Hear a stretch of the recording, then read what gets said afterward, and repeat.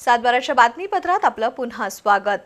शाहूवाडी तालुक्यातील सरुड इथं छत्रपती शिवाजी महाराज महाराजस्व अभियानाअंतर्गत कार्यक्रम झाला।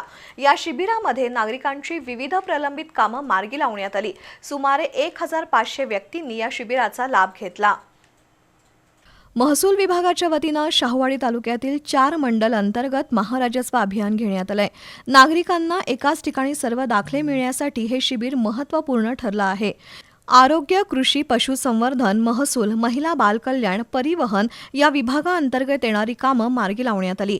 जातीचा दाखला, उत्पन्न दाखला, डोमेसाईल यासह विविध प्रकारचे दाखले, 7/12 उतारा, वारस नोंद अशी कामं मार्गी लावण्यात आली।